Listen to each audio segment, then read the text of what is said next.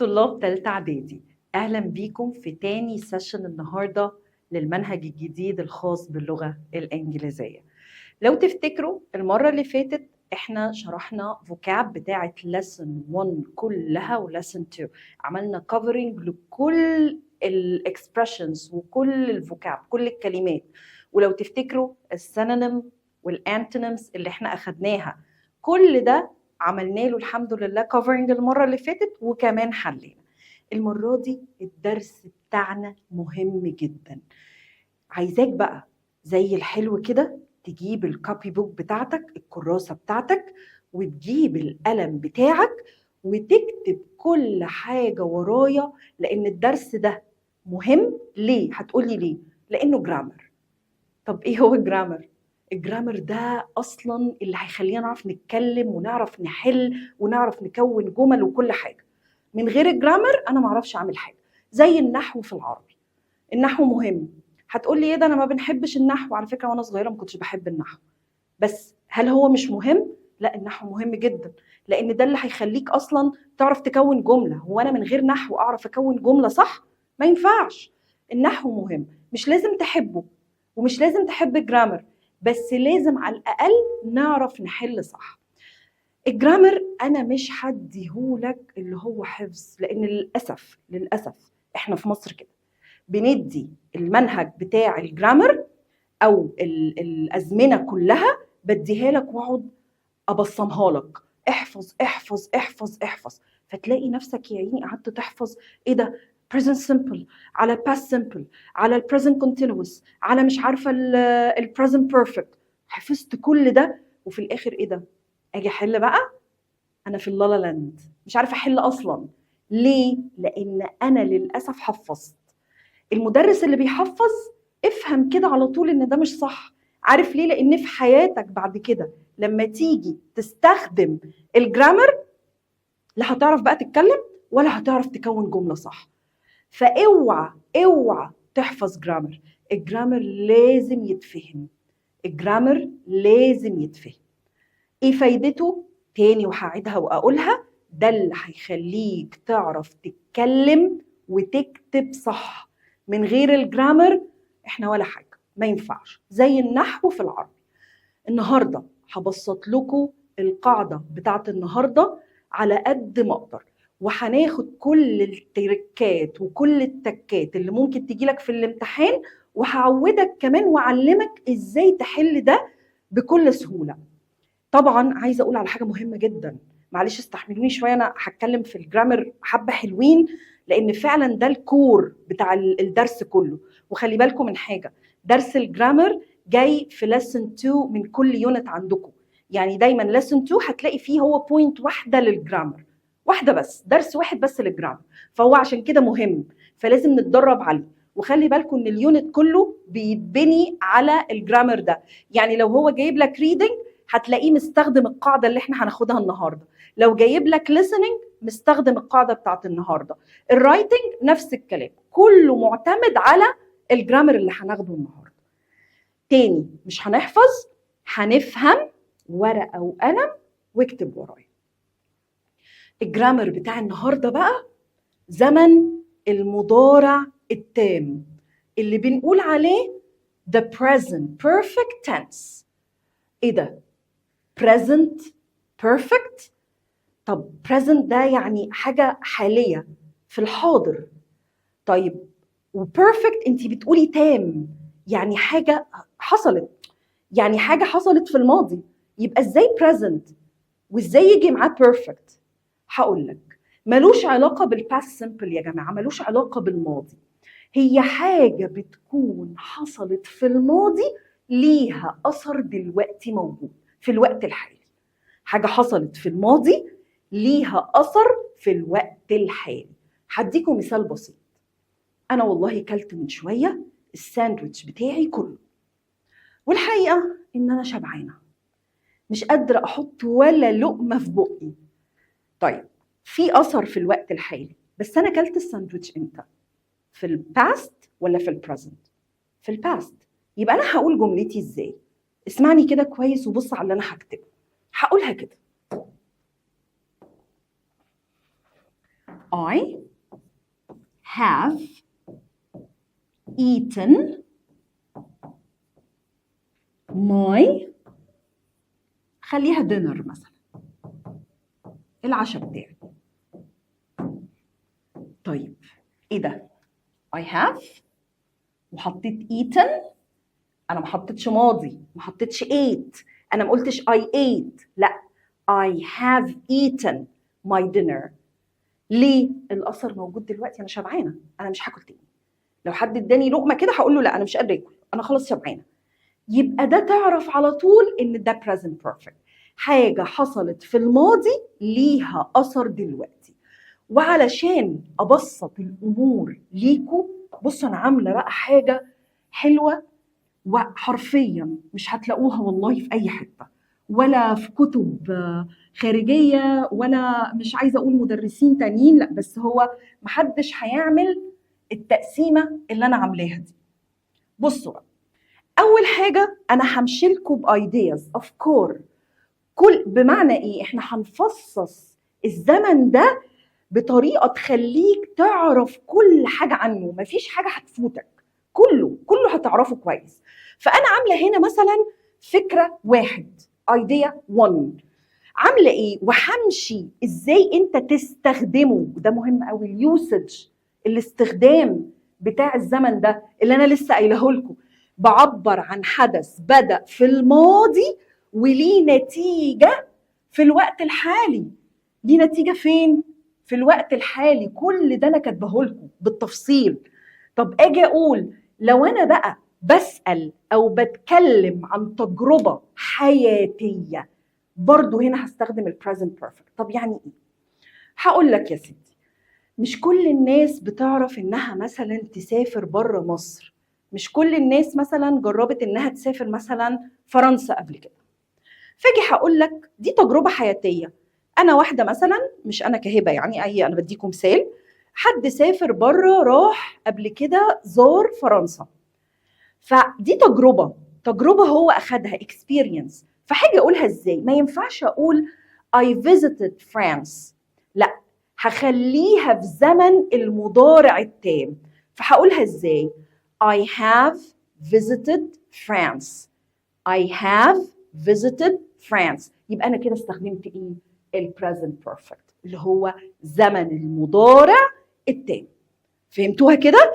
يبقى تاني هأكد، بستخدمه في حالتين مهمين، حدث حصل في الماضي ومأثر علينا في الوقت الحالي، تأثيره موجود في الوقت الحالي. فكده عملت كونكشن، ربطت الماضي بالحاضر، في ربط ماضي وحاضر ارتبطوا ببعض. وكمان لو أنا بتكلم أو بسأل عن تجربة حياتية، يبقى أنا كده أول حاجة خدتها الاستخدام. الايه؟ الاستخدام دي مهمه ان انا ابقى عارفه انا بستخدم امتى.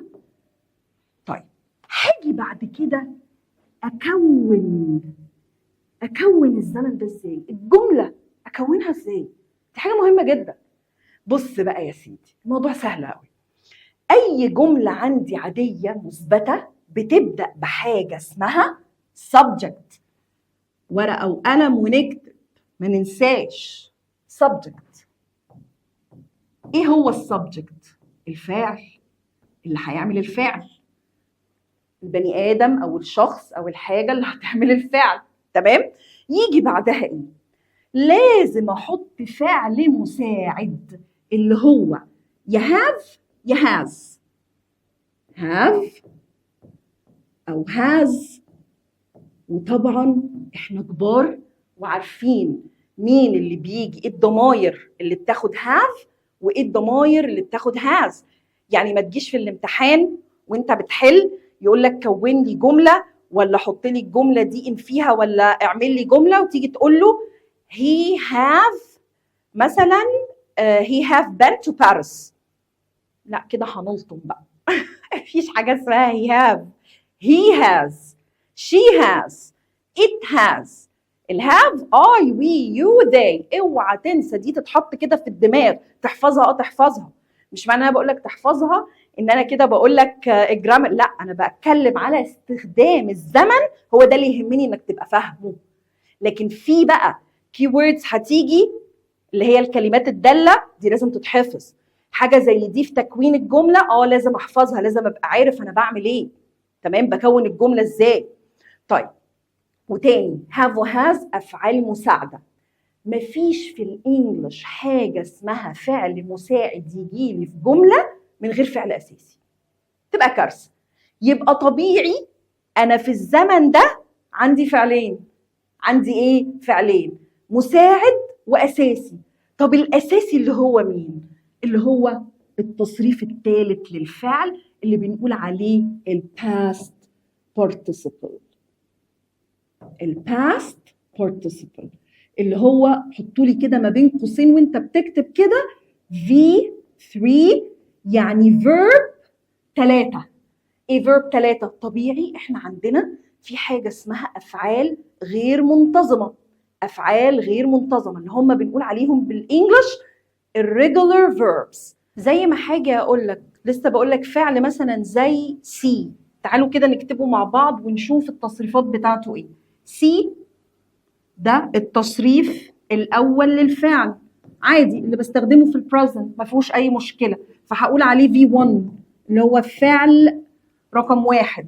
طب ليه تصريف في الماضي البسيط اللي هو بقول عليه so، تمام، يبقى ده V2 التصريف الثاني للفعل.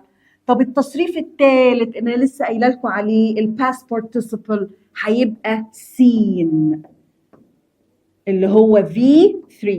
ورقه وقلم وتكتب ورايا عشان ما تنساش، كوبي بوك بتاعتك كده وتكتب فيها كل التفاصيل. يبقى انا عندي 3 تصريفات للفعل see so seen. هتلاقوا دايما في اي كتب المعاصر، انت لو دخلت على الانترنت هتلاقي الافعال الغير منتظمه، اكتب بس irregular verbs هيجيب لك كل الافعال الغير منتظمه. طيب دي تتذاكر؟ طبعا لازم تبقى عارف الفعل تصريفه الثاني ايه وتصريفه الثالث ايه، ده مهم جدا تعمل كده، فلازم يتحفظ، دي ما فيهاش كلام.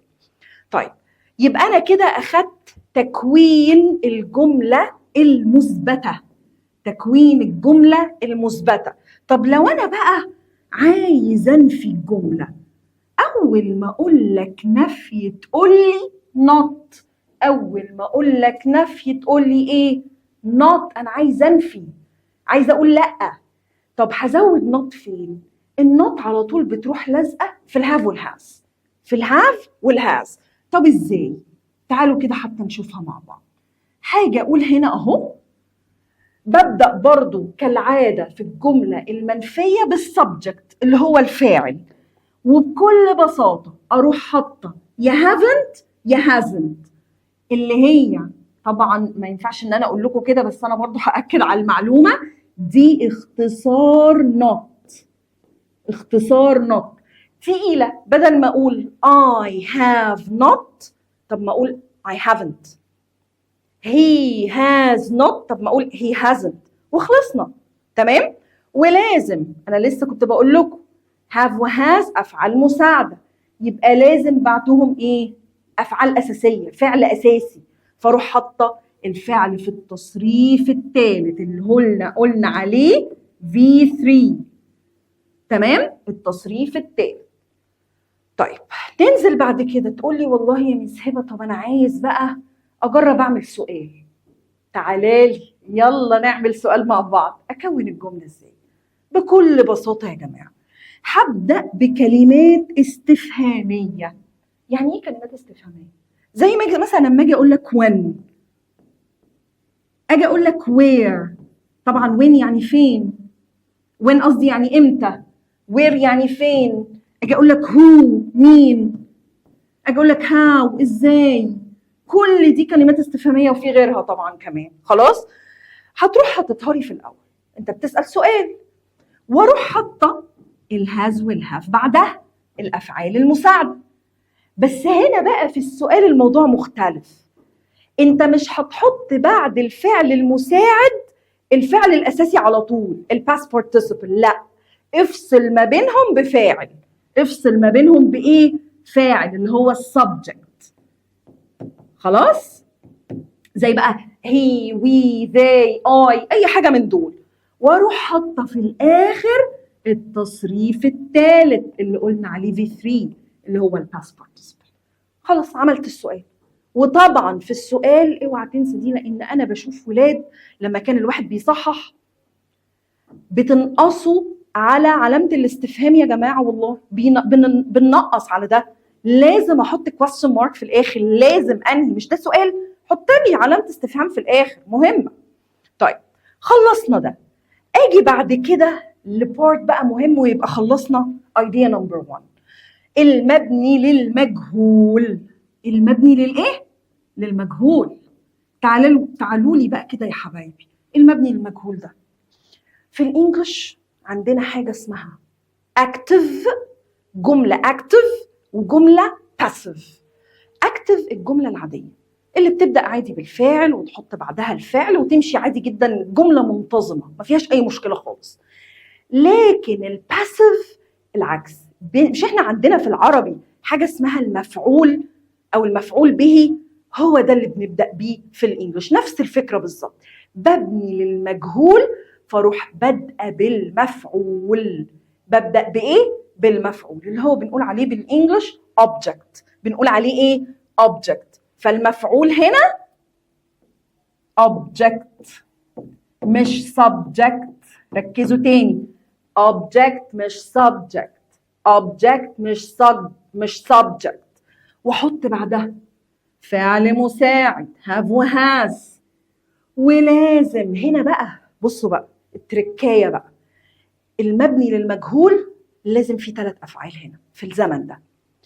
فانا هحط have وhas واروح حاطه شكل من اشكال verb to be. شكل من اشكال مين؟ verb to be.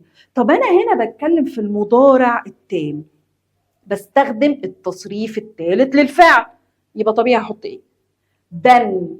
اوعى تقولها لي بين، كارثه، النطق كارثه. بن، هي تتنطق كده بن، اوكي؟ خلي بالك. واحط بعدها بقى الفعل الاساسي بتاعي المهم عندي، التصريف الثالث للفعل past participle. لو تفتكروا انا اديتكم جمله وقلتها I have eaten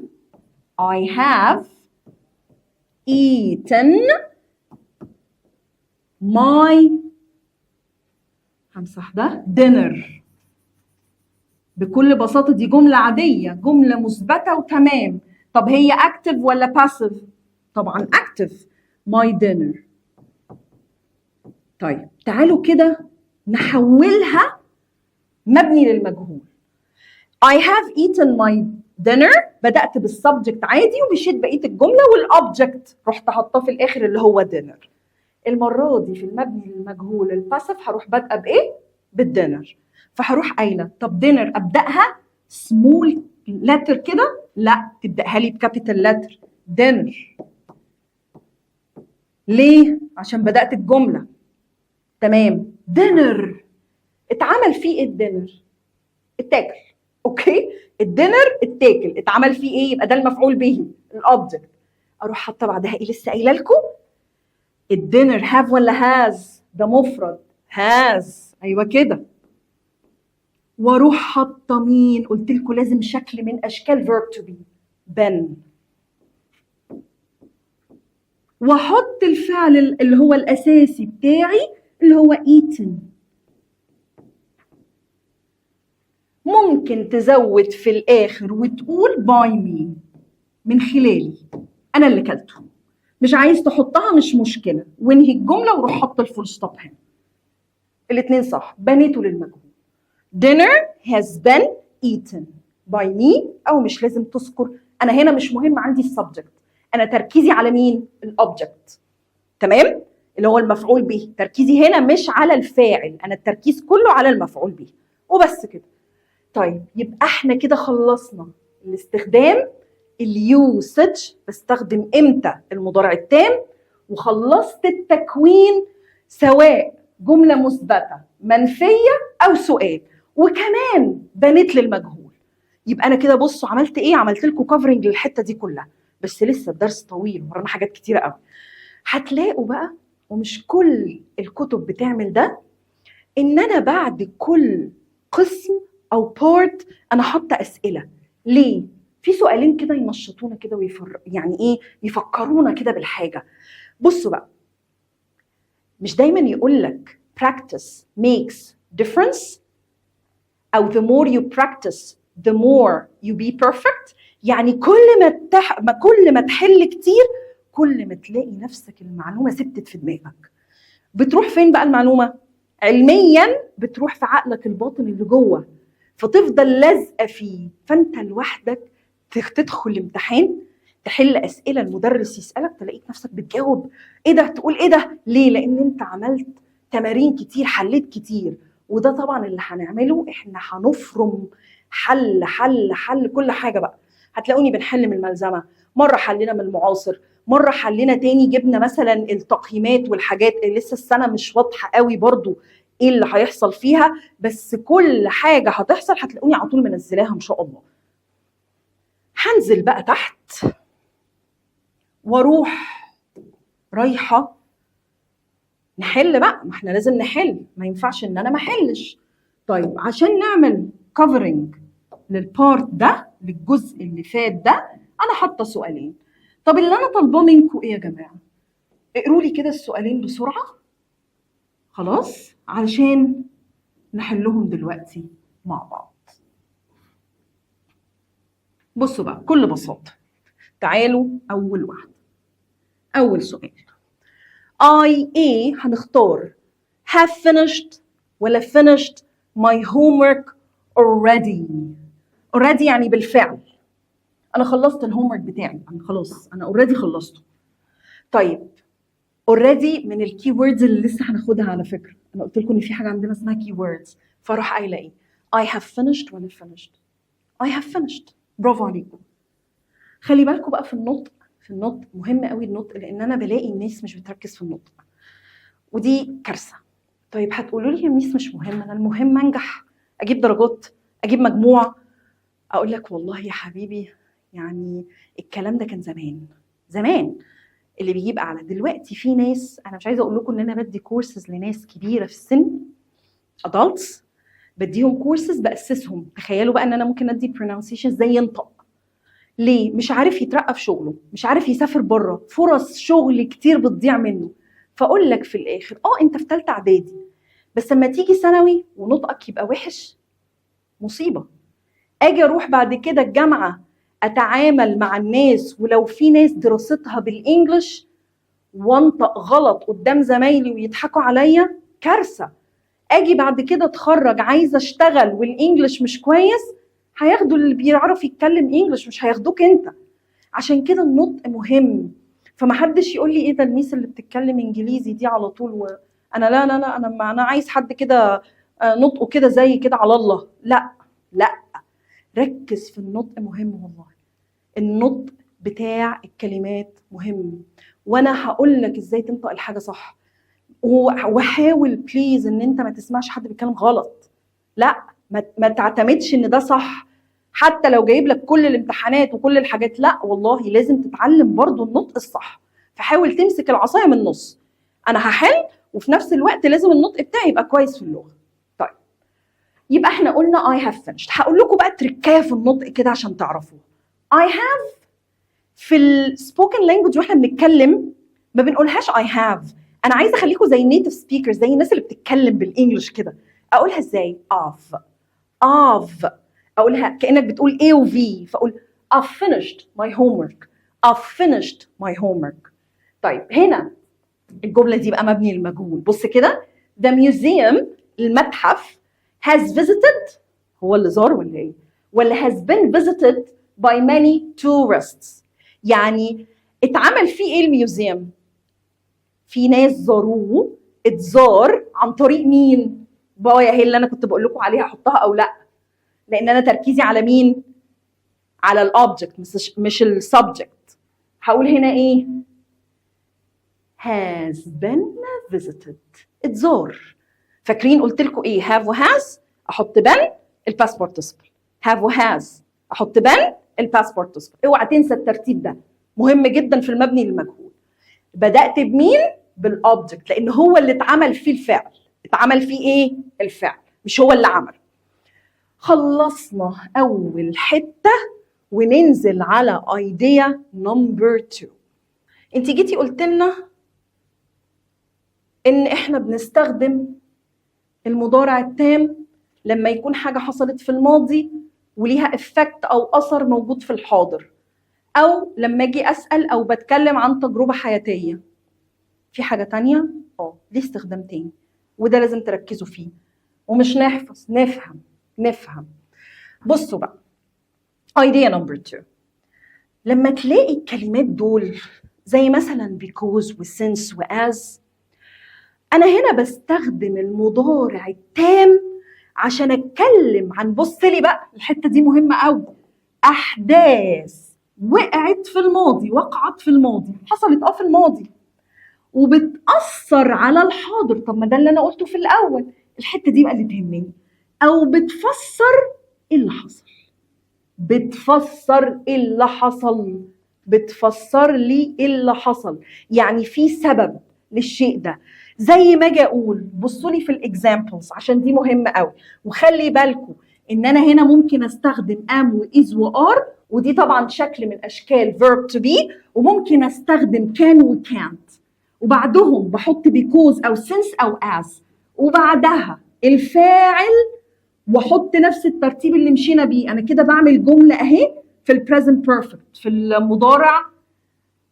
المضارع التام. فهقول ايه؟ الفاعل has و have، التصريف التالت.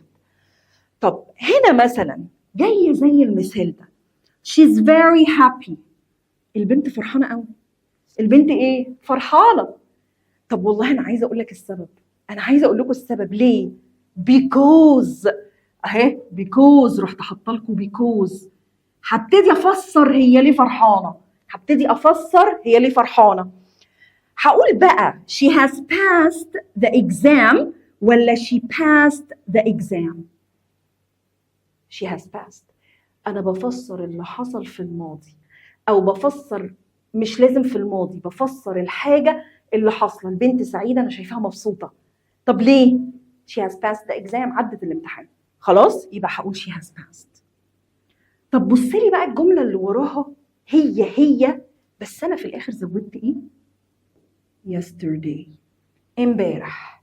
بصوا بقى عشان بس نقفل الموضوع ده، الماضي البسيط اللي هو الباست سيمبل، لما تلاقي فيه كلمات كده معينه زي yesterday، ago، last، تعرف على طول ان انت بتحط هنا الجمله في الماضي. فما ينفعش الجمله دي اختار برضو has passed. ليه؟ لان انا حاطه لك yesterday.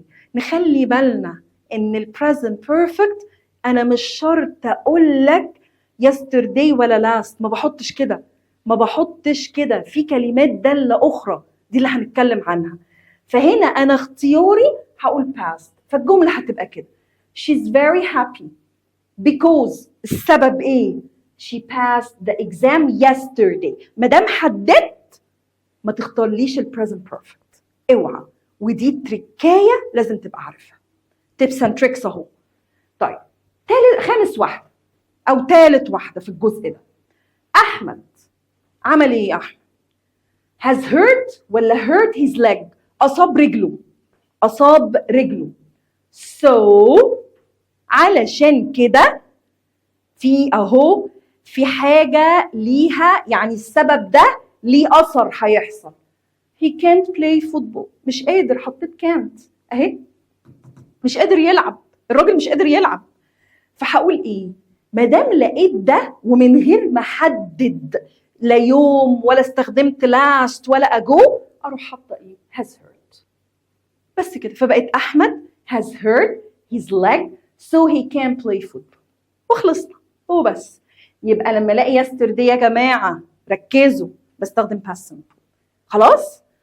طيب نخش على اللي بعده، فكرة 3 اللي أنا لسه بقول لكم عليها، الكي ووردز، الكلمات الدالة. كل زمن بيبقى ليه كلمات دالة، بيبقى ليه keywords. الkeywords دي هي اللي بتعرفك الجملة في أي زمن، مهمة، فلازم تبقى عارفها كويس. تتحفظ فاكرين لما أخدنا في الحصة اللي فاتت memorize، يعني تحفظها عن ظهر قلبك، لازم تحفظها كويس. طيب تعالوا بقى ناخدهم بسرعة كده. وفين كمان مكانهم، بيتحطوا فين في الجملة. بصوا لو أنا عندي ببدأ بالسبجكت عادي وبحط الهاف والهاز، بعدهم أروح حاطة الكلمات دول، موقعهم ما بين الفعل المساعد والفعل الأساسي اللي هو الباست بارتيسيبل. فاجي أقول مثلا إيه have recently، خلاص حديثا، recently يعني حاجة مؤخرا حصلة، تمام. حالا وتوا اللي هي just، وخلي بالكم بقى just يعني حاجة لسه حاصلة حالا. أقول لك مثلا I have just parked my car، يعني أنا لسه راكن العربية طازة، الموتور سخن، تمام. تحط إيدك على الكبوت كده سخن. طيب already، قلت لكم already قبل كده بالفعل، وخلي بالكم إنها ممكن تيجي بعد الهاف والهاز، أو ممكن تيجي في آخر الجملة، ودي هتكلم عليها دلوقتي برضو، هديها لكم بس مش عايزة ألخبطكم. never أبدا، never أبدا. وما دام never موجودة في الجملة هي كده منفية من غير ما أحط not، يعني أنا مش محتاجة أحط never وأحط كمان not في الجملة، لا مش هعمل كده. هي never أصلا بتقوم بشغل not، وبعد كده ever يعني من قبل. بس ever بقى بتستخدم في كذا حاجة، لما أجي أسأل أو أجي أنفي أو أجي أعمل تفضيل. يعني إيه تفضيل؟ أخدنا قبل كده وإحنا صغيرين وفي ابتدائي الكلام ده أخدتوه، حاجة اسمها comparative و superlative. لما أجي أعمل مقارنة ما بين شيئين أو حاجتين ده بسميه comparative. لما أجي أعمل مقارنة حاجة بحاجات تانية أو شخص بأشخاص أخرى بقول عليها superlative. ده التفضيل اللي هو إيه؟ أنا عايزة أقول إن ده أطول ولد أنا شفته في حياتي، أطول ولد شفته في حياتي، يبقى أنا بتكلم على الشخص ده بالنسبة لناس كتير. فلو أنا جيت قلت، بصوا الإكزامبل ده وركزوا معايا، المثال ده ركزوا معايا كويس قوي. This is the tallest boy I have ever seen. واخدين بالكم الجملة اتكتبت ازاي وايفر حطيتها فين؟ حطيتها في الجملة اللي هي بتاعت المضارع التام، تمام. عايزة اقول ده كده اسمه تفضيل، عايزة اقول ده اطول ولد انا شفته في حياتي، يبقى this is the tallest boy I have ever seen. لو انا بقى عايزة اقولها بسرعة، this is the tallest boy I've ever seen. ده التفضيل اللي قصده بيه. ننزل لتحت ونشوف الايديا التالتة، كده داخلين على التالتة. هنحل الأول، خلينا نحل علشان نعمل كفرنج للبورت ده. تعالوا بقى بسرعة كده تاني، النوت بوك بتاعتكم، القلم، حلوا اكتبوا، خدوا ملاحظات، نوتس، لازم كل حاجة تتكتب عشان لما يجي يذاكر ده ريفرنس ليك، تقدر ان انت ترجع تبص. خلي بالك والله مش كل ده بيبقى مكتوب في الكتب الخارجية، ركزوا. طيب I traveled to London. I have already ولا already have؟ احنا already قلنا بتيجي قبل have و has ولا بعدهم؟ بعدهم. يبقى هقول ايه؟ I have already traveled to London، يعني انا already انا بالفعل سافرت لندن خلاص. اللي بعده has he ever ولا never traveled abroad؟ هو عمره سافر قبل كده بره؟ سافر بره مصر؟ احنا قلنا مين اللي بيجي في السؤال، never ولا ever؟ لسه قايلينها ever. has he ever traveled abroad؟ طب بصوا بقى، it is the most beautiful place of visited. ever ولا never؟ هو انا هنا بنفي؟ لا، ده انا عايزه اقول ده اجمل مكان شفته في حياتي. ever. برافو عليكم. وتعالوا نقولها كده سريعا. it's اتس دايما في كونتراكشنز كده بتتقال، انتوا كبار فلازم تعرفوا الكلام ده مهم. طيب ننزل على اللي بعده. في برضو من الكي ووردز ودي حاجه مهمه جدا، يت. بس يت بقى ما بتجيليش بعد الهاف والهاز، دي لازم تيجي في اخر الجمله. لازم تيجي فين؟ في اخر الجمله. طب يعني ايه يت؟ يعني الى الان، لحد دلوقتي. يعني لما اجي اقول لك I haven't finished my homework yet، يعني انا ما خلصتش الواجب بتاعي لحد دلوقتي. وفي زيها تحت كلمات، يعني مثلا عندك so far دي زي يت بتساويها، و up till now زي يت. حتى بص اهي، حتى الان، حتى الان، الاثنين دول نفس المعنى بتاع يت. يبقى تكوين، بص الجمله ازاي، ولازم تيجي مع ايه؟ دايما بتيجي مع حاجتين، ما بتجيش ابدا مع جمل مثبته. تجي لك في المنفيه والسؤال، تيجي لك في الجمله المنفيه والسؤال، زي الاكزامبل اللي انا اديته لكم. طب هنا دول انا قلت لكم المره اللي فاتت في الجزء اللي فوق اوريدي ساعات بجيبها بعد الهاف والهاز، وممكن ساعات اجيبها في اخر الجمله. فهنا مثلا لما اجي اقول، طبعا ببدا بالسبجكت، اوعوا تنسوا الفاعل، احط الهاف والهاز وبعدين التصريف الثالث، واروح حاطه بقى اي كلمه من دول. والله عايزه اوريدي بالفعل، تمام تمشي. recently حديثا، so far up till now، lately برضو مؤخرا زي recently، in the last، كل دول ينفعوا. تمام؟ طيب تعالى ننزل ونحل. نفسي البورد تبطل تكتب لوحدها، أمنية حياتي. تمام يلا. نمبر 9. بصوا بقى، بص أول حاجة تبص عليها الكيورد في الجملة. بص وانت بتحل هديك بقى تركايه حلوة قوي، تب كده حلوة قوي تعملها. أنا دلوقتي عندي الجملة، طب ما أروح بصة أنا عندي كيورد ولا لأ؟ ده الكيورد دي هتساعدني جدا. لمحت يت، يا حلاوة يا ولاد، يت موجودة على طول، مفيش didn't، اوعى I haven't finished. بس شفت بقى عملناها ازاي؟ وتاني يت فكروني بتيجي في الايه؟ جملة مثبتة؟ لا، منفية او سؤال. طيب اللي بعده عندي كي وورد تانية. يا ميس هبة لقيت so far، ده انت لسه قايلاها، اللي هي شبه يت، الاتنين دول شبه بعض. يبقى هقول ايه؟ she has written ولا wrote؟ استخدم الماضي؟ لا، has written.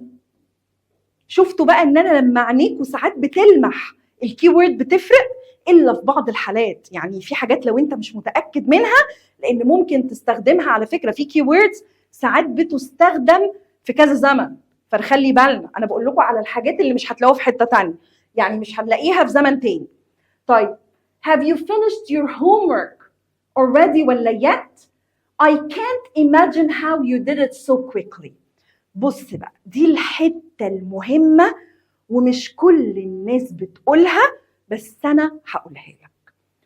already لو جات لك في سؤال زي ده في الآخر، معناها كده إن أنت مستغرب، في استغراب من سرعة الأكشن اللي حصل، الفعل اللي حصل. فأنت بتقول له إيه ده؟ أنت مستغرب، بتقول له have you finished your work already؟ إيه ده؟ ده انت معجزه، ده انت رهيب، ده انت سوبر هيرو، انت خلصت، انت مش مصدق نفسك. في هنا استعجاب ان انت خلصت الحاجه، فتقول ايه؟ I can't imagine، ده انا مش متخيل. ودي على فكره مفتاح، ان انا هنا لو جيت قلتها في الجمله I can't imagine how you did it so quickly، انا مش مصدق انت عملت ده بسرعه ازاي، ده انا الموضوع ايه ده غريب جدا. يبقى انت هنا لازم already تيجي في الاخر في نهايه السؤال. طيب اللي بعده، ده احنا لسه عندنا كي ووردز ايه كتير جدا جدا، كتير كتير كتير. مش عايزه اقول لكم الناس زهقت تقريبا خلاص، هتحفظوا الدرس معايا، اتفقنا؟ اوكي تعالوا بقى نشوف ده. يلا، مش لسه بقول لكم القلم بيكتب كتير كده اوفر. مهمه. بصوا بقى، من برضو الكلمات المهمة اللي لما تلاقيها تعرف ان انت في البريزنت بيرفكت. زي مثلا ما اجي اقول لك today او tonight، this year, this month, over the years، على مدار السنين. It is the first second، the first أو the second. It is the first مثلا moment أو how long in the last أو in the past. هتبدأ بيهم الجملة وتحط لي بعدهم الأفعال المساعدة have و has، وحط مين بعدها؟ طبيعي ال past participle. طب تعالى كده over the years اهي، over the years على مدار السنين، وخلي بالكم ده تكرار لحدوث الشيء، معناها كده ان الحدث ده متكرر. فلما الاحداث بتبقى متكرره اقدر ان انا استخدم الزمن ده. فهقول ايه؟ she has become ولا had become an expert in her field. المجال بتاعها expert يعني حد قوي جدا في المجال بتاعه، او قوي جدا شاطر جدا يعني عنده خبره كبيره قوي. فهقول عليها ايه؟ has become ولا had become؟ طبعا has become. طب هنا he has traveled ولا traveled to 3 different countries this year. الحدث اتكرر، هو سافر في 3 مدن السنه دي. الفعل نفسه اتكرر معايا بس في different countries، يبقى هنقول ايه؟ has traveled. برافو عليكم.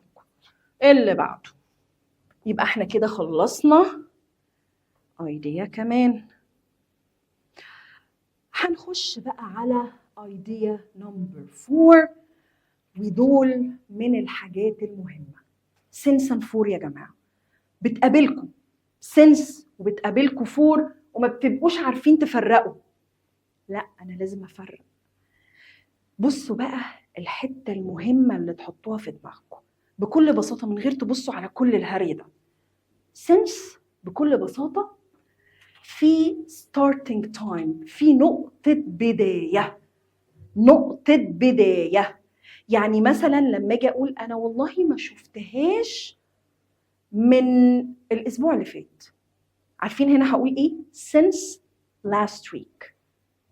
عايزة اقول انا ما ذاكرتش او ما فتحتش كتاب من سنة، انا قاعدة كده مطنشة عايزة اسقط. ممكن اقول since 2010، انا عايشة هنا من 2010. ففي نقطة بداية للفعل، في نقطة بداية للفعل، حاجة ابتدت. لكن for هي مدة على بعض. أنا أقول لك مثلا for 10 days، for 2 weeks، for 1 year. في مدة في الموضوع، في duration of time. ده الخلاصة. طيب خلي بالكم since بقى ليها بقى كذا استخدام وfor ليها كذا استخدام. طب أنا ممكن أستخدمها إمتى؟ since ممكن أقولها مع ماضي بسيط.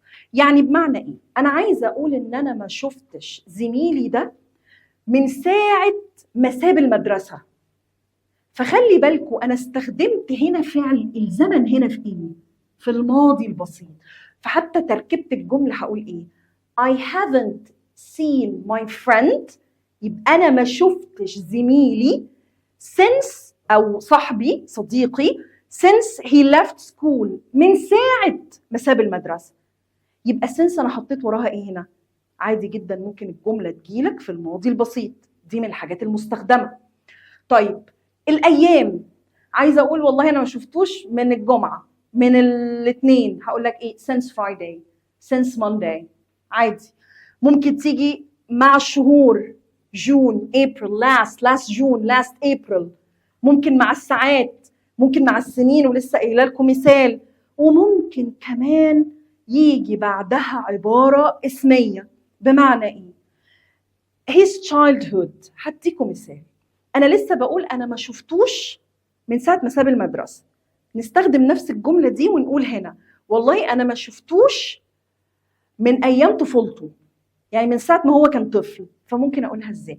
I haven't seen him since his childhood. من طفولته، ما شفتوش من ساعة ايه؟ طفولته. طيب ودي بقى مهمة وركزوا لي معاها لأن هنا هنلخبط ما بين حاجتين. last لو لقيت last وبعدها مدة زي مثلا last week last year، تمام، أنا يعني since last year since last week، ما شفتوش من الأسبوع اللي فات، ما شفتوش من السنة اللي فاتت، ما رحتش من السنة اللي فاتت، وهكذا. لكن لو لقيت last قبلها the، يعني ممكن أقول the last، لازم لو هستخدم since لازم في حدث بعدها event. ممكن يبقى مثلا meeting، war حرب، event بقى أي event زي مثلا wedding فرح، خطوبة، engagement، أي حاجة كده، فلازم في event في الموضوع، في حدث حاصل، تمام؟ وممكن كمان ليه استخدام آخر لو أنا هستخدم منذ متى when. وخلي بالكم بقى دي مهمة جدا التركاية دي، ساعات since ممكن تلاقي بعدها فعل جه بس متزود له ing، بس في الحالة دي هو قلب حاجة اسمها gerund. يعني إيه؟ عشان في ناس ما بتفهمش الحتة دي. بصوا يا جماعة، لو أي فعل جبته وحطيت له ing بعد since اتقلب كده الاسم مش فعل. يعني since sleeping، since meeting، منذ مقابلة، منذ نومه. بصوا، ما أنا ما جبتهاش، هي مش فعل، أنا مش قصدي هنا إنها فعل، لأن ده درس على فكرة أنتوا المفروض أخدتوه قبل كده، الجيرنز، والناس المفروض عارفاه إن في أفعال ساعات لو زودت لها ing بتتقلب اسم. فأنا في الحالة دي لو لقيت عندك since وراها كلمة زي مثلا meeting فعل وحطيت له ing، هو اتقلب على طول اسم، فده ينفع. طيب نيجي للحتة اللي بعدها for. طيب for احنا قلنا انها duration of time، مدة، فاكرين ولا لا؟ قلنا انها مدة. فلو انا جيت قلت مثلا لمدة يوم for a day، لمدة شهر، لمدة سنة a month a year، for weeks لأسابيع، مدة اهي، مدة، تمام؟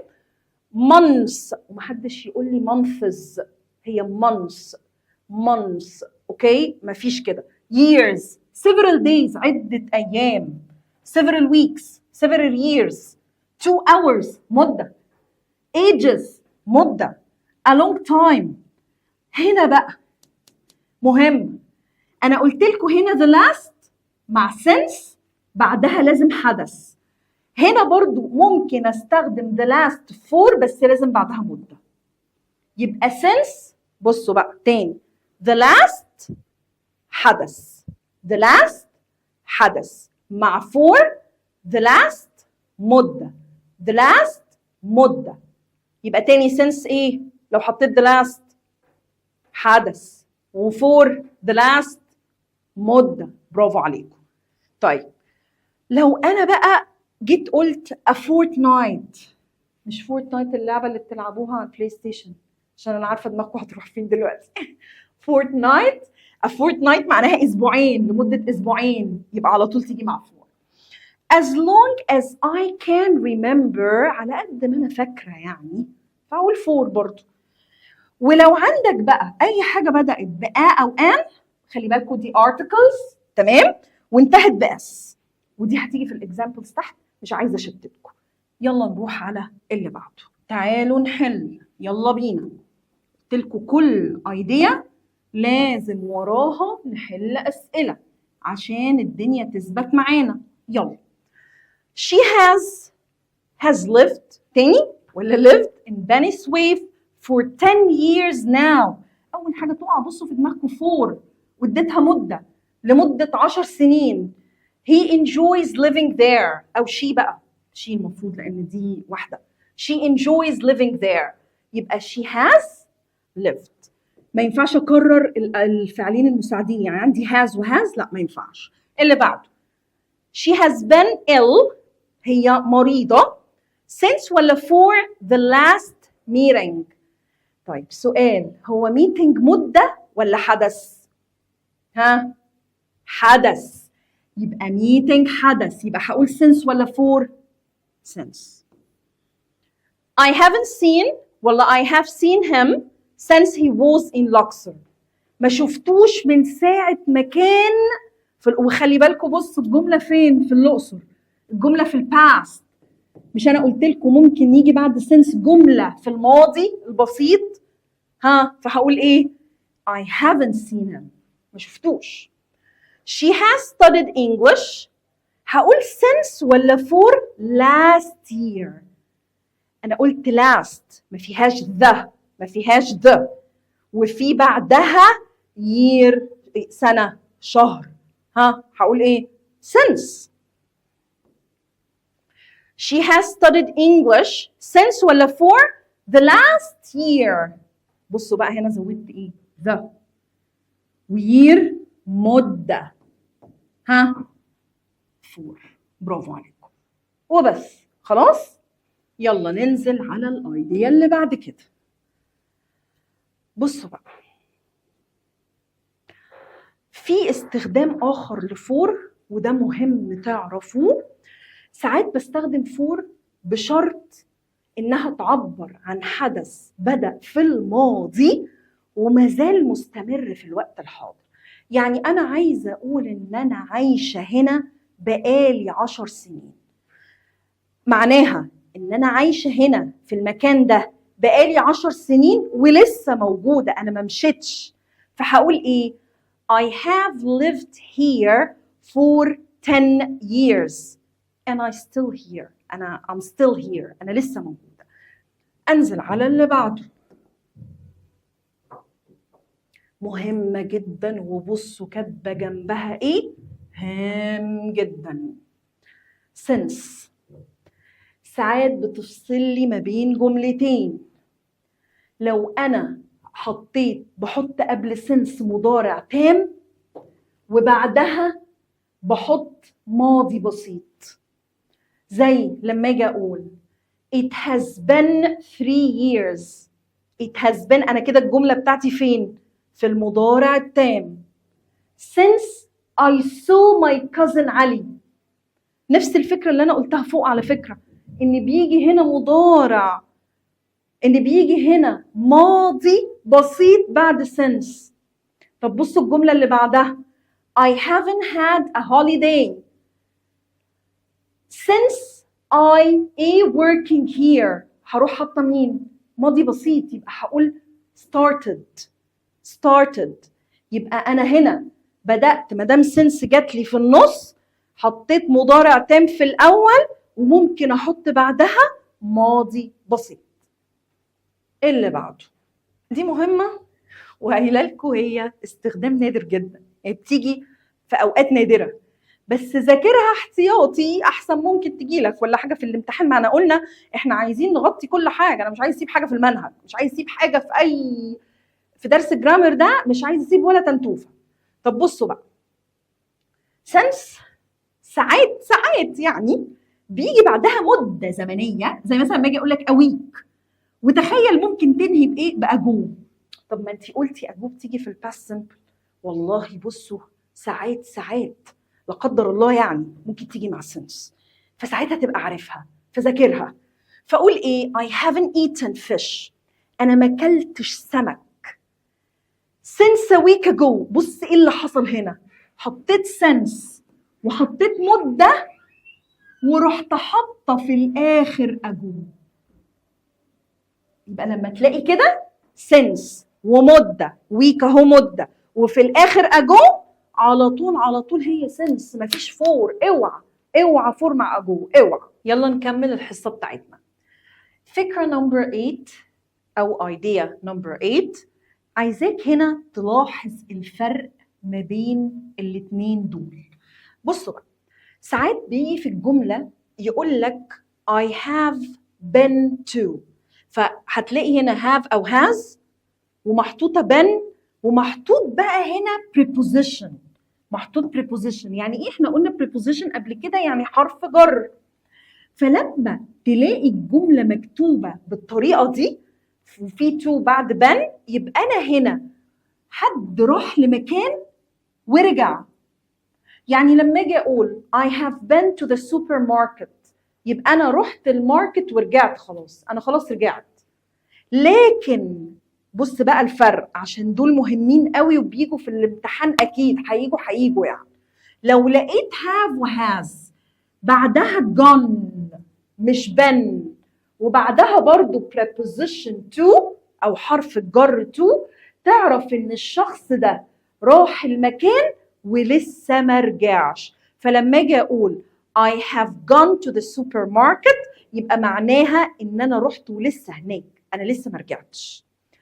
في حاجة كمان تانية وتركاية مهمة قوي، لو انت بقى استخدمت برضو have وhas وعادي قلنا been بس حطيت بعدهم حروف الجر دي in او at، معناها ان انت موجود جوه المكان، انت موجود في المكان جواه دلوقتي، وده هوريكم عليه مثال. طب بص هنا، لو جيت قلت have وhas وحطيت been بس حطيت صفة، وقلنا صفة قبل كده يعني adjective، صفة. يعني مثلا he has been sick since مثلا last year، مفيش مشكلة هنا ان انا لقد كان، يعني ده كان مريض كان عيان، فهنا في صفة استخدمتها. تعالوا نحل عشان المعلومة تثبت اكتر. لو انا جيت قلت، بص لي كده وركز، انا لسه قايله لك الحاجه، بص انا هقولها لك تاني بسرعه. been to has او have been to، يبقى انا رحت مكان وايه ورجعت. طب has او have gone to، رحت مكان وايه لسه هناك. طب لو قلت has وhave وحطيت بعدهم been بس حطيت in او at، يبقى انت فين في المكان. لو حطيت has وhave وحطيت بعدهم been وبعد كده الصفة adjective، يبقى انا كده ايه لقد كان، لقد كان. تعالوا بقى نحل. he ate to London، هحط has been ولا has gone؟ طب ما انتي مش محددالي، ما انا ممكن كده معرفش. هو لازم هيديك حاجه يقول لك بيها، حاجه كده تعرف منها كي وورد، او ممكن يقول مش كي وورد، هيديك كده حته كده تفهم منها هو ايه اللي حصل. فهو عايز يقول لك he went there and came back، الراجل راح ورجع، راح ورجع، يبقى هقول ايه has been to، has been to. هايل، ما ينفعش اقول has gone، اوعى has gone يبقى انت رحت ولسه هناك. طب هنا he ate London has been ولا has gone؟ يبقى he is still in London، هو لسه هناك في لندن ما رجعش، يبقى ايه gone has gone. برافو عليك. طب تالت واحدة، he has been in ولا has been to Alexandria for 3 days. طب انا هقول لك بقى على حاجة، ده انا محددالك، بقول لك ان هو في اسكندرية بقاله 3 أيام، بقاله 3 أيام. هل ينفع اقول has been to؟ ازاي هو رجع؟ لا، ده هنا انا مفسره، ده هو لسه ما رجعش، يعني هو لسه في المكان جوه المكان، يبقى has been in. اوعى تقولي has been to، لان انا حاطه for 3 days، ما ينفعش، اوعى تعملها كده. اخر ايديا نمبر 10، وبعد كده هنحل، وعايزاك تركز معايا، ركزوا صح. يلا بصوا بقى، طبيعي احنا قلنا قبل كده الجملة في المضارع البسيط بتبدأ بالفاعل، قلنا بعدها have وhas، قلنا وبعدها الباست بارتيسيبل. ساعات بتلاقي ان الجملة جه فيها before، يعني من قبل، before قبل كده. لو لقيتها كده هتستخدم never. بص الجملة ترتيبها فاعل have وhas never، ودي بتساوي not اللي هي نفي، وبحط الباست بارتيسيبل تصريف ثالث، ولازم يكون في before.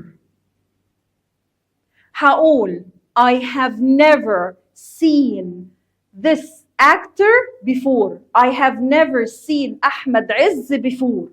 أنا عمري ما شفت أحمد عز قبل كده، الممثل لو تعرفوه. طيب It is the first time. لو جات لك بقى it is the first time أول مرة، واروح حاطة الفاعل وحط have و has وبعدين ever والpast participle. It is the first time I have ever seen أحمد عز. أول مرة أشوف أحمد عز فيها في حياتي. خلاص؟ طيب يبقى دي ودي مهمين جدا.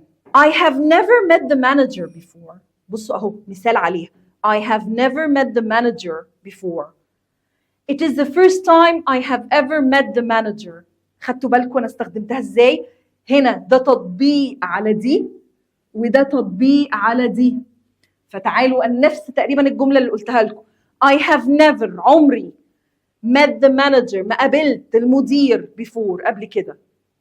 خلاص؟ يعني ever ما حصلش. It is the first time I have ever met the manager. الاثنين متساويين. خلاص؟ طيب ننزل للي بعده. ساعات لو عندك الفاعل وجبت بعديه have و has وحطيت never اللي هي بمعنى not والpast participle واستخدمت such. بص لي بقى such وبعدها جبت article أو an وحطيت لي صفة واسم. يا سلام زي الجملة دي كده. بص كده I have never seen such an amazing view. يعني ما شفتش عمري مكان حلو زي كده في حياتي. I have never seen such an amazing view. طب بص الجملة اللي بعد كده. لو جبت فاعل حطيت have و has وحطيت بعدها never نفس الترتيب وحطيت بعدها past participle تصريف ثالث وحطيت بقى يا اسم يا صفة مقارنة. صفة مقارنة اللي هي ايه؟ زي than. كلمة than ما دي تعتبر صفة مقارنة. فهقول ايه زي الجملة I've never seen a view more amazing than this one. دي اسمها صفة مقارنة اللي هي الcomparative. more than. خلصنا الشرح كله، ندخل على الحل وده الجزء المهم.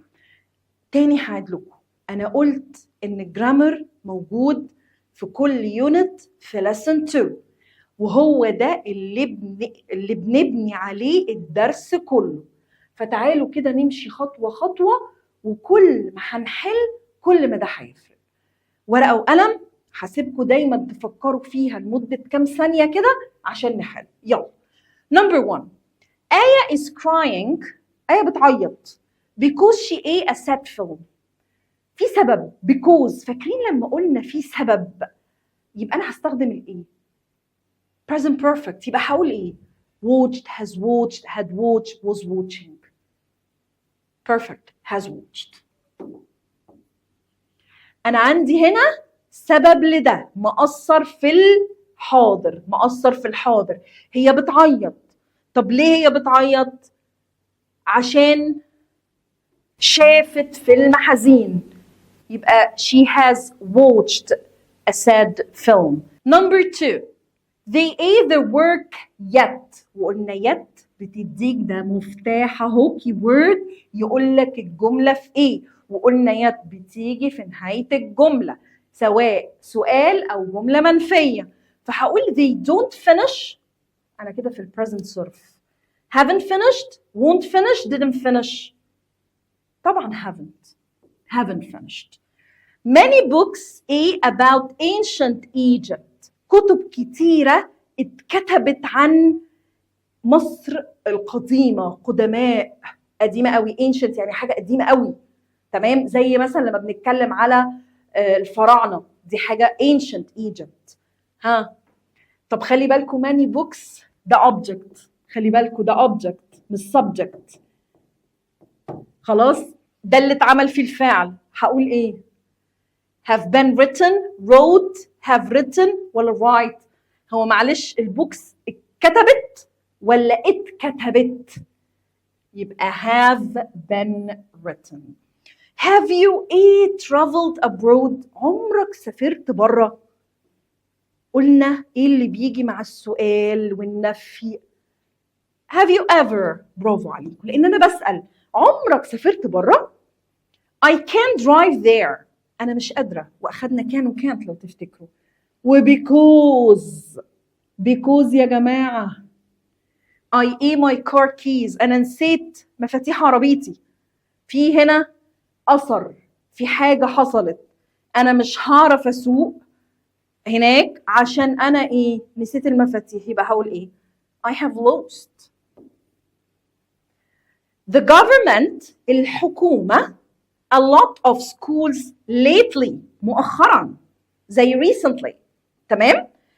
يبقى الحكومة بنت مدارس كتيرة، تمام؟ مؤخرا. يبقى هقول ايه؟ has built. ما ينفعش اقول had built، ده زمن تاني خالص، ولا was building، ولا built. مظبوط. Number 7. You don't need to make food. انت مش محتاج انك تعمل اكل.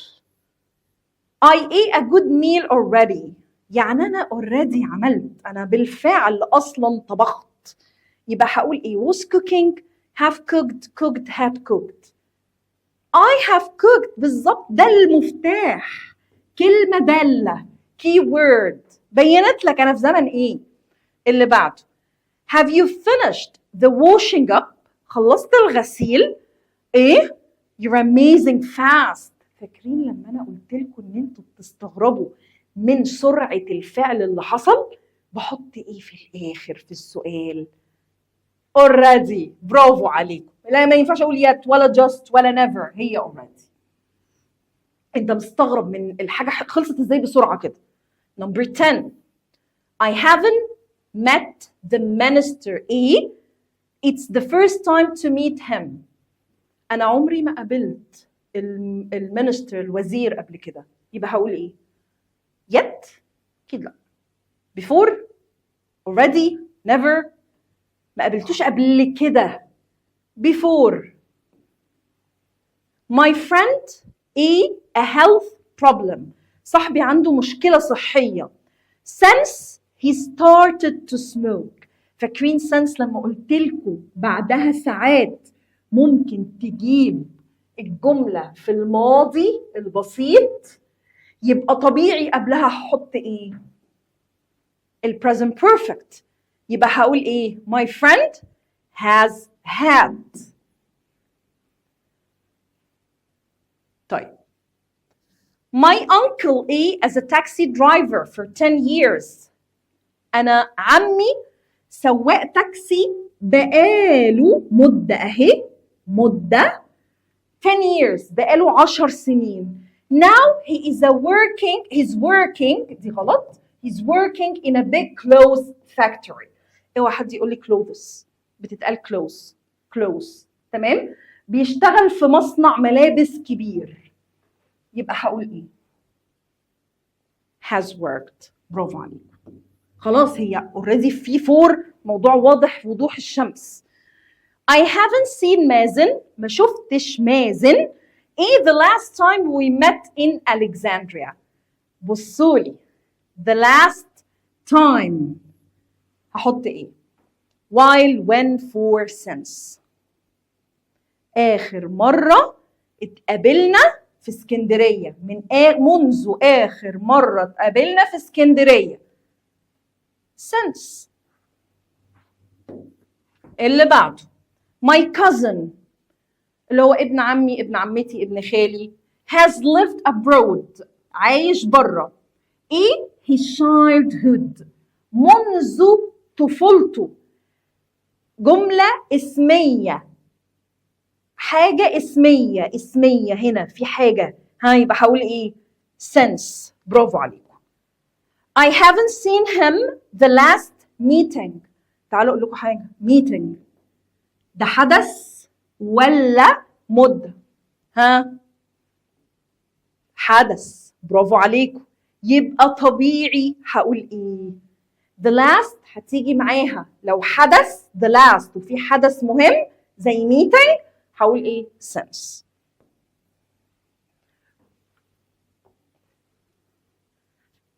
هنروح على number 16. ركزوا معايا يا حلوين. I haven't seen him the last 2 years. بصوا بقى the last بس بعدها مدة مش حدث. 2 years يبقى هقول ايه؟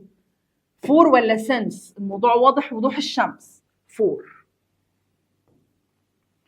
17 I haven't seen him 2017.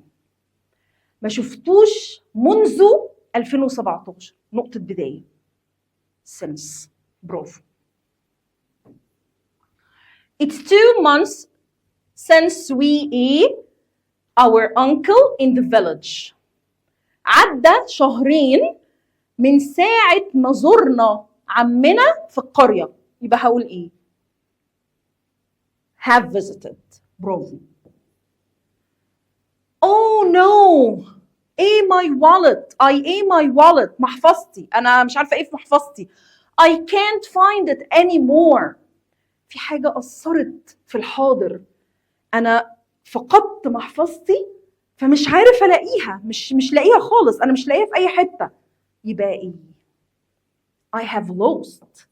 I have lost. اللي بعده. You're always late. أنت دايما متأخر. This is the second time. افتكروا. The second time. You late this week. You had been, have been, were ولا will be. أنا في المضارع التام. have been. So far. So far اللي هي بتساوي yet. Many roads in this area. إيه اللي حصل في الطرق؟ الطرق حصل لها إيه؟ Will have been built ولا are building؟ have been built ولا were built؟ أنا عايزة أقول إن في بعض الطرق اتبنت في المنطقة دي. In this area. ها؟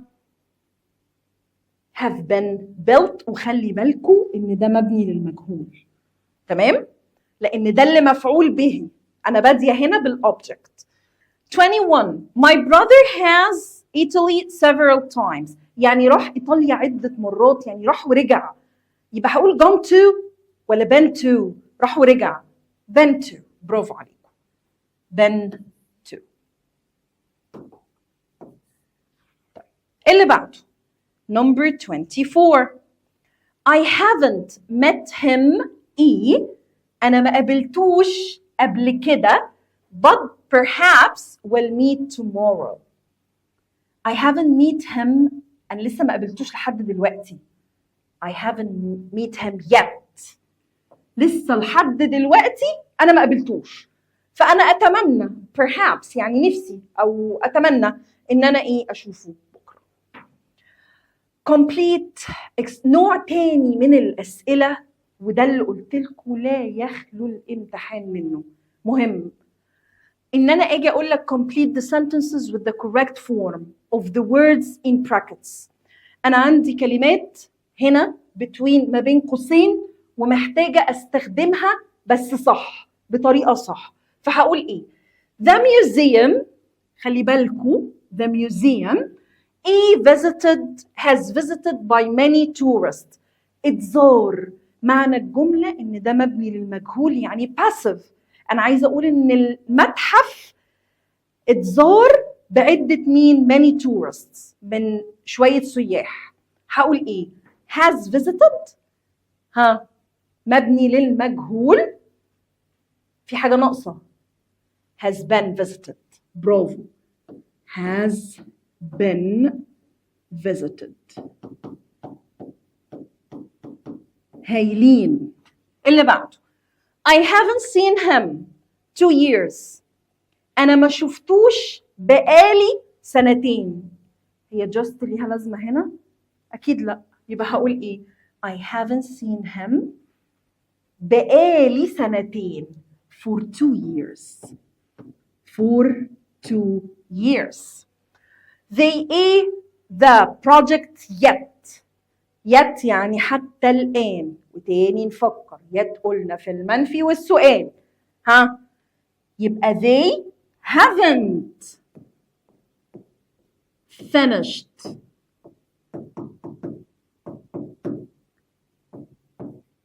the project yet. ما خلصوش المشروع لسه حتى لحد دلوقتي. It's 2 months since we see each other. عدى شهرين من ساعة ما قابلنا بعض. since we have seen. برافو هايل. we have seen each other. they just finished the project.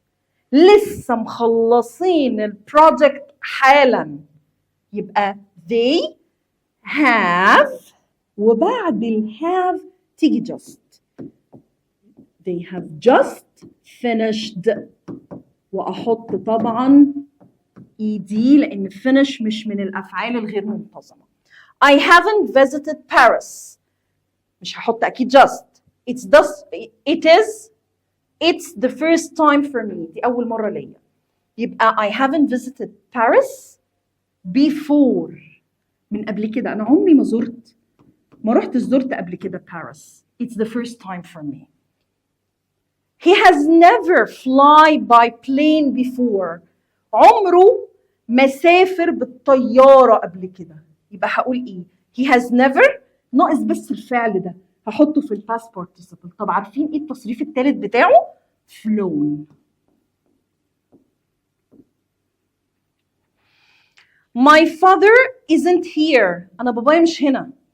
He be to the market.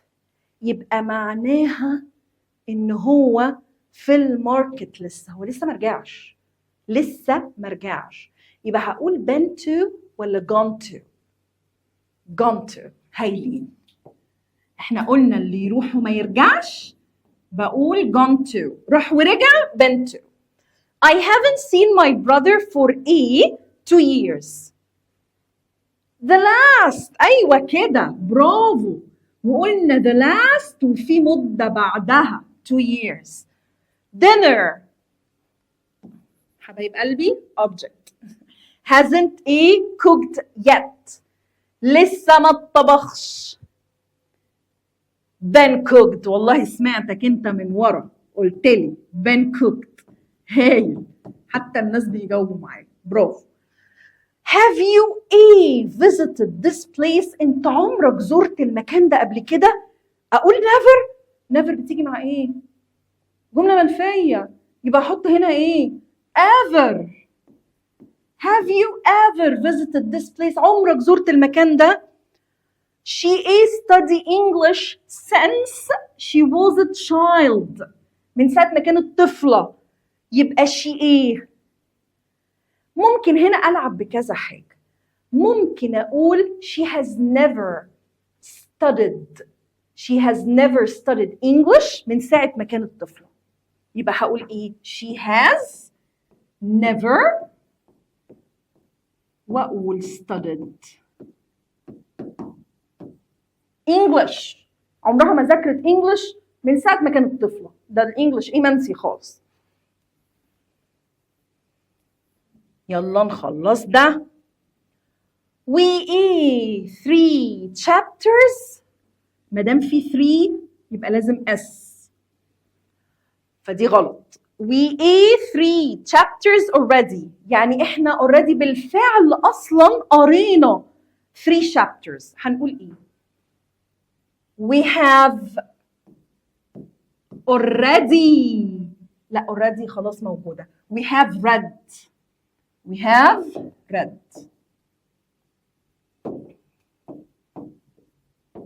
هايلين. he disabled since he was 10. disabled يعني معاق. شخص معاق يعني من أول ما كان عنده 10 سنين.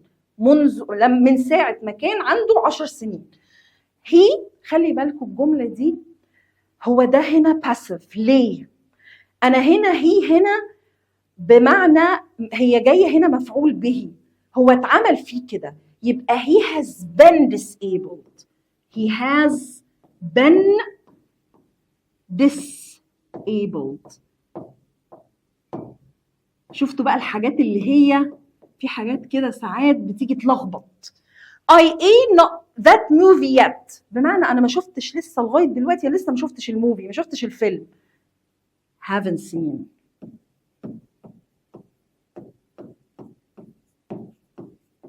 برافو. It's the first time I ever traveled to London. دي أول مرة أسافر فيها لندن. I have ever.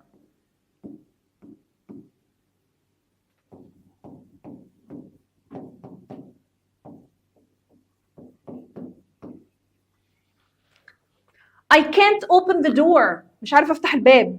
Because I ate my keys. أنا ضيعت مفاتيحي. في سبب. مش عارف أفتح عشان I have lost my keys. I have lost my keys. I haven't seen him for 2018. for مدة since. أيوة كده، برافو، نقطة بداية، هايل. هحل معاكم هنا كام واحدة وبعد كده هنقف وهتكملوا الاكسرسايز ده لوحده. من الأسئلة المهمة جدا اللي لازم هتجيلك في أي امتحان، لما أجي أقول لك rewrite the following sentences، اكتب لي الجملة تاني بس باستخدام الكلمات اللي ما بين قوسين between brackets، using the words between brackets. يعني بكل بساطة لو هنبدأ مثلا he has lived in Cairo since 2015. أنا عندي هنا since، أنا عايزة أبدلها بفور. إحنا قلنا قبل كده since يعني لازم في نقطة بداية قبلها، فطبيعي أحط تاريخ. لكن أنا فور عايزاها مدة، فممكن أقولها بكل بساطة إيه؟ he has lived in Cairo، وأحط بقى فور، ما ينفعش أحط تاريخ بعدها. ممكن أدي مدة فأقول مثلا for 10 years، 10 سنين، وطبعا فول ستوب. اللي بعده she has learned English for 10 years. هنا العكس، عايزك تستخدم since. طب هنا أنا مديك مدة، مش عايز فور، هحط since بدلها، يبقى لازم عندي نقطة بداية. ممكن بكل سهولة عشان تختصر على نفسك لما تلاقي حاجة زي كده ما تقعدش بقى تدش الحاجات اللي أخدناها. هتحط مثلا بعدها جملة اسمية ولا هتحط بعدها الفعل في الماضي؟ لا، على طول حط لي تاريخ، حط ايه؟ سنة من السنين وخلاص. فهقول ايه؟ she has learned English، واحط هنا بدل for since واروح ضربة السنة. اقول بقى، قول اللي انت عايزه بقى. عايز مثلا اقول 2010 مثلا، من 2010، خلاص، عشان ما ترهقش نفسك ولا تتعب نفسك. اللي بعده I have never driven a car before. عايزة استخدم ever. انا عايزة اقول هنا انا عمري ما سوقت عربية قبل كده، يبقى هقول ايه؟ ممكن اقول it's the first time I have ever driven a car. بس أنا هنا طبعا غيرت المعنى. أنا never هنا جايالي نفي إن أنا ما سوقتش عربية قبل كده، بس ما دام حطيت ever why not إن أنا أقول it's the first time، أول مرة ليا I have ever driven a car، أول مرة أسوق عربية، مفيش مشكلة. طيب number 4 they haven't cooked lunch yet. أنا عايزة أبدأ بلانش، يبقى أنا كده هحولها جملة passive. يعني إيه passive؟ مبني للمجهول. يبقى هقول lunch. إيه اللي حصل في اللانش؟ ده المفعول به، حصل إيه؟ lunch مفرد، يبقى هقول has. وإن قلت لكم لازم أحط شكل من أشكال verb to be في التصريف الثالث، يبقى been. cooked.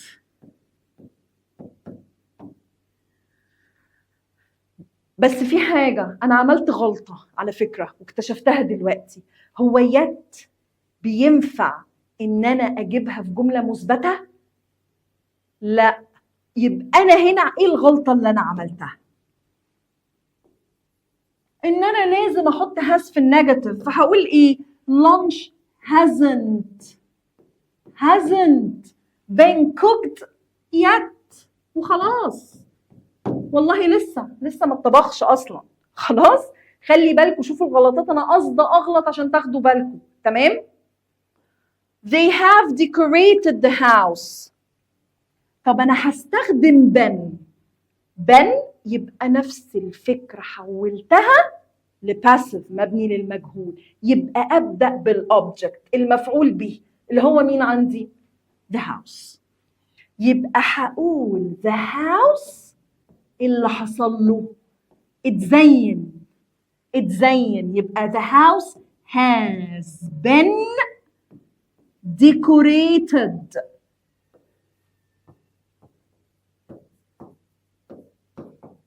بس كده وفول ستوب.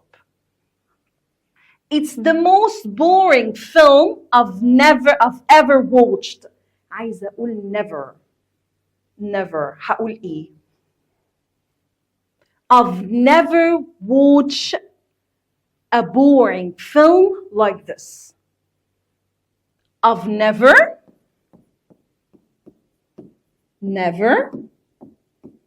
وقلنا بتحل محل not. I've never watched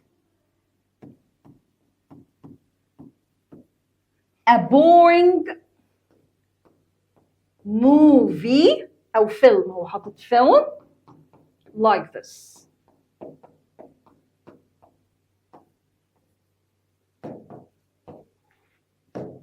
تمام.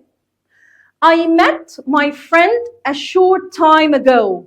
طب أنا عايزة أستخدم just، ده أنا لسه شايفة صاحبي صديقي. هقول إيه؟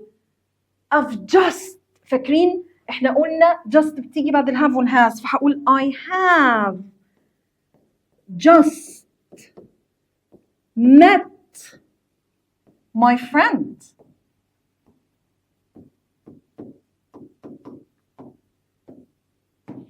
بس كده. هسيب لكم الباقي يتحل as a homework لغاية ما تخلصوا الجزء بتاع الجرامر ده كاملا. بصوا هو قد ايه؟ مش كتير. خلاص؟ يا صفحة ونص تقريبا. أنا كده غطيت كل حاجة في المضارع التام. كراستك اللي كتبت فيها كل النوتس تتذاكر، تراجع كل كلمة قلناها، تحفظ كل حاجة. ومش قصدي استخدام الجرامر، لأن أنا قلت لك إحنا ما بنحفظوش الجرامر كاستخدام، لازم تبقى فاهمه. لكن أقول لك keywords احفظها، أقول لك درب نفسك كتير على قد ما تقدر، لازم نعمل ده. أشوفكم إن شاء الله المرة الجاية عشان نكمل Unit 1 ونخلصه تماما. Have a nice day. Goodbye everyone.